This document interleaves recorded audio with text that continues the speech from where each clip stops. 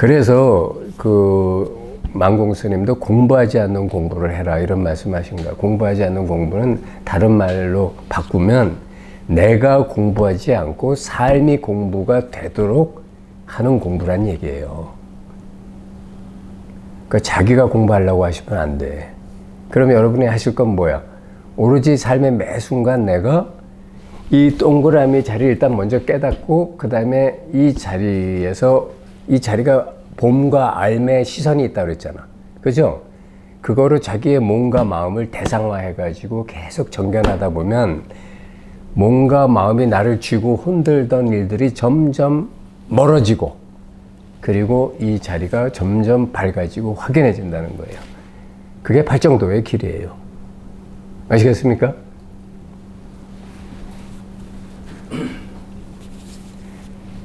그래서 이제 자꾸 처음에는 생각이 처음에는 생각을 좀 멀리 하라고 자꾸 얘기하는 게 생각이 자꾸 앞장서서 뭔가를 자꾸 조작하고 규정하고 이렇게 이런 거구나 저런 거구나 자꾸 이런 거구나 한 여러분이 저도 옛날에 많이 그랬어요. 초계 공부할 때 이것이구나 저거구나 노트 필기하고 막 노란 줄 치고 그런 거 많이 했어요. 그런데 그렇게 물론 초기에는 그게 필요할 수도 있어요. 왜냐하면 너무 막연하니까. 그런데 이제 문제는 뭐냐면 생각이 그 짓을 해놓고 그거를 붙잡고 머무르고 있는 거야. 그러면 그거는 육식 활동의 영역에 그대로 있는 거죠. 그렇죠? 그러면 여러분이 이 부처님이 말하는 이 자리를 전혀 할 수가 없어요. 그러니까 자꾸 그런 것들로부터 이렇게 그런 것들을 경우에 따라서 필요하면 메모해도 좋은데 내 말은 이렇게 하라는 거야. 자꾸 이렇게 멀리 보라는 거예요. 정견하라는 거예요. 아시겠죠? 예.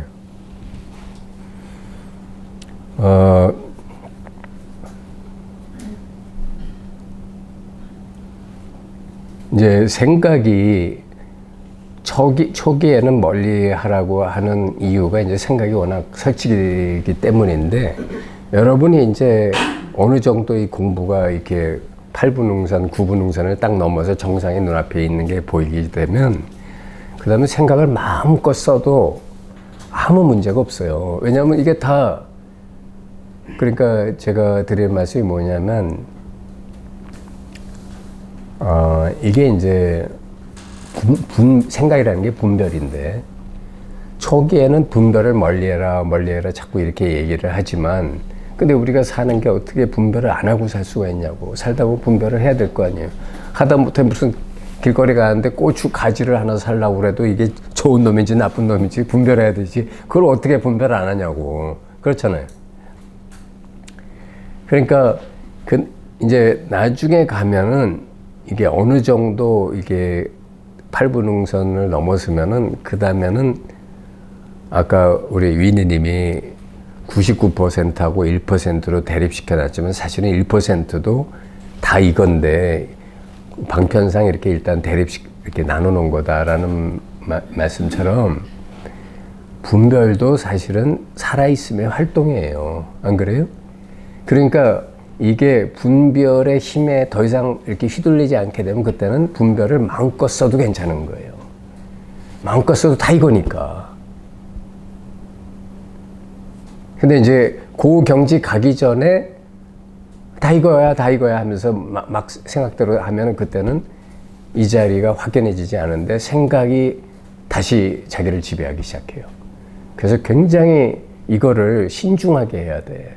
적어도 자기가 스스로 내가 삶의 역경계가 일어날 때 이거를 생각으로 어떻게 자꾸 조작해서 이게 다 이거라니까 괜찮아. 그냥 이것도 다 그거니까 참고 넘어가면 되겠지. 이건 아직 조작인 거예요. 그렇게 공부하면 안 돼. 그렇게 너무 힘들어서 그렇게 하는 거는 어쩔 수 없어. 그런데 삶의 역경계가 올 때 그 역경계가 자동적으로 이렇게 이것 자체가 이렇게 보여야 되는 거야. 힘들지 않다는 게 아니에요. 힘들고 어렵고 정말 고통스럽지만 그런데 이거 역시 이거라는 게 나한테 확연해 보여야 되는 거야. 그 정도가 되면 그때는 마음대로 분별을 해도 괜찮다. 왜? 다 이거라는 게 자기가 이미 스스로에게 자리가 잡혔으니까. 무슨 말인지 알겠죠? 이게 아주 미묘하지만 중요한 문제입니다. 그래서 그거를 자기가 성급하게 먼저 다 이거야 이런 식으로 닥치고 이거야 이런 식으로 생각으로 정리해가지고 생각을 막 남들한테도 얘기하고 하면서 정작 자기 내면에서는 역경계가 오면 아이고 나 죽겠다 하고 나 살려 이렇게 비명 지르고 있다면 그거는 생각으로 공부하고 있는 거란 말이죠. 알겠죠?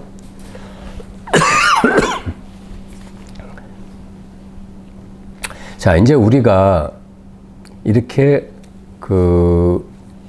부처님이 이거를 이렇게 강조하신 이유가 있어요. 이게 뭐냐면 이 동그라미 자리가 점점 여러분한테서 마치 큰 바위의 얼굴처럼 여러분들을 변화시켜요. 여러분의 삶의 모든 구석구석까지 이것이 다 스며들어서 여러분의 삶을 첫째, 아주 가볍게 합니다. 삶이 가벼워져요. 여러분, 마스터 해보신 분들은 다 느낄 거예요. 삶이 옛날에 비해서 참 가벼워졌다. 그렇지 않아요? 네.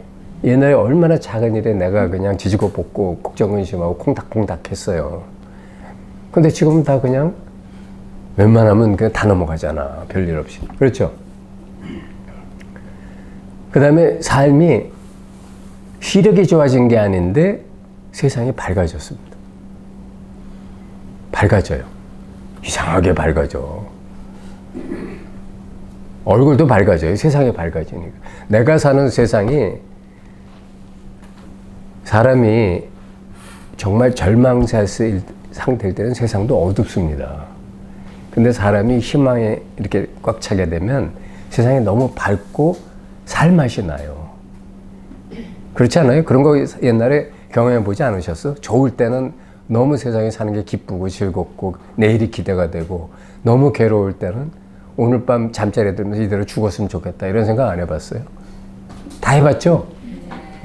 그래, 그게 인생이에요. 나도 해봤어요. 그런데 이 공부를 하게 되면 여러분들의 삶이 나날이 밝아지고 환해지고 점점 유쾌해지고 즐거워집니다. 행복해져요. 왜냐하면 이 자리가 본래 가진 그 권능이 바로 지복이야. 은총이고 평화고 그리고 감사함이에요. 그게 흘러나오기 시작하니까 당연히 자기가 그렇게 되는 거죠. 그걸 내가 지금부터, 내 에고가 지금부터, 나는 내 친구가 마음 공부 한다는 애가 있는데 걔가 자주 저한테 하는 말씀, 나는 지금부터, 내가 장자를 많이 공부했대요. 그러냐, 장자 참 대단한 도덕경이니 이런 거 많이 밝혀봤는데 결론이 뭐냐, 태산과 같이 흔들리지 않고 우뚝 삶 속에서 버티고 있는 거라는 거예요. 그거 좋은 말이다. 잘 버텨봐라. 그게 뜻대로 됩니까? 어떤 경계가 모든 인간은 자기 나름대로 약점이 있어요. 그게 뭐가 됐든, 돈이 됐든, 무슨 이성 문제가 됐든, 아니면 무슨 명예가 됐든, 자식 문제가 됐든 약점이 있는데 그게 어느 순간 다 무너집니다. 인간이기 때문에. 오직 신이나 부처만이 약점이 없어요. 왜? 자기가 없거든. 자기가 없는데 무슨 약점이 있겠어. 개체화가 없단 말이에요.